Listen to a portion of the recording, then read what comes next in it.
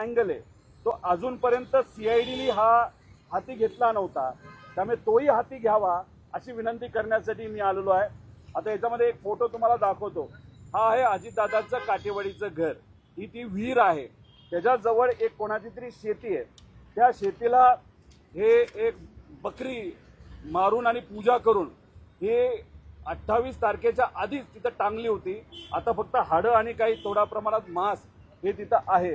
आम्हाला जी माहिती कळालेली आहे आणि त्याबद्दलचं आम्ही नमूद केलेलं आहे, बारामतीचा एक छोटा कुठला तरी नेता आहे जो खराताच्या सातत्याने संपर्कात होता आणि अजितदादांच्या जे काही पक्षातले प्रमुख जे नेते आहेत जे खराताच्या संपर्कात होते त्या लोकांबरोबर काही आर्थिक संबंध या छोट्या नेत्याचे आहेत. काटेवाडी हे जे घर आहे त्या घराचे जे काही आपल्याला पगार द्यावे लागतात, पेमेंट करावे लागतात, त्याच्यामध्ये हा छोटा नेता कुठेतरी इन्व्हॉल्ड आहे असं आम्हाला कळतंय.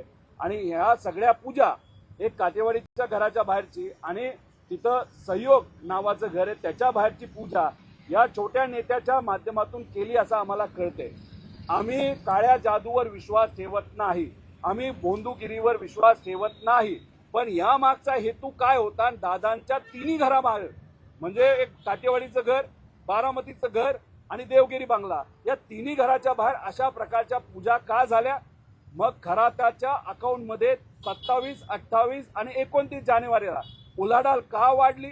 आणि मग त्याच्याच बरोबर एक कुणीतरी व्यक्ती शेतकरी जेव्हा खराताला 27 का 26 जानेवारीला भेटला होता तेव्हा पवार परिवाराच्या प्रेमापोटी त्या शेतकऱ्याला पवार परिवाराबद्दल सगळं नीट होईल का असं विचारल्यानंतर खराताली त्या एका साध्या शेतकऱ्याला, ते सुद्धा द्राक्षाच्या शेतकऱ्याला असं सांगितलं असं आम्हाला कळालंय की पुढच्या काही दिवसामध्ये पवार परिवारावर फार मोठा आघात नाही तर अडचण होऊ शकते. हे सगळं जे आहे याच्यात पण इन्व्हेस्टिगेशन सीआयडीने करावं असं आम्ही इथे असणाऱ्या अधिकाऱ्यांना म्हणजे खुर्चीला तिथं खरं तर सांगितलेलं आहे. इथं मोकळी खुर्ची जी होती त्याला आम्ही विनंती केलेली आहे, पण आमचं डॉक्युमेंट इन्व्हर्ट झालेलं 140 कलमाच्या अंतर्गत माझं जे काही स्टेटमेंट आहे आणि मग मी सहज गप्पा मारत असताना नाहीतर इतरही सोर्सेसच्या माध्यमातून माहिती केली. मी 4 वेळा आलोय, 3 वेळा आलोय.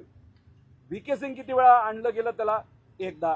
रोहित सिंग किती वेळा आला? एकदा सुद्धा आला नाही.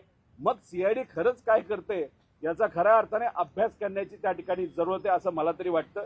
त्यामुळे आम्ही कष्ट करून जो FIR आणला त्याच्यावर फक्त तिथं कुठंतरी एन्क्वायरी केली जाणार आहे, इन्व्हेस्टिगेशन केलं जाणार नाही असं दुर्दैवाने त्या ठिकाणी आम्हाला कळतंय. अजून कोणाचं काय आहे का? तुम्ही फार ते गंभीर आरोप केलाय. एक तर DGCIने ती एजन्सी जी नेमली तेवढं जरा पुन्हा खुलासेवर सांगा. ती एजन्सी कुठली आहे, नेमकं ती काय काम करेल हा एक भाग. आणि दुसरं काटेवाडीचा बकरा जो टांगलाय छोटा नेता आहे, नेमका काय पार्श्वभूमी त्या छोट्या नेत्याची, कोण आहे नेमका? राजकीय नेता आहे, बारामतीचा आहे, छोटा नेता आहे असं आम्हाला कळालंय. जो खराताच्या संपर्कात होता, खराताकडे जाऊन पूजा सुद्धा करत होता आणि दादांचे जे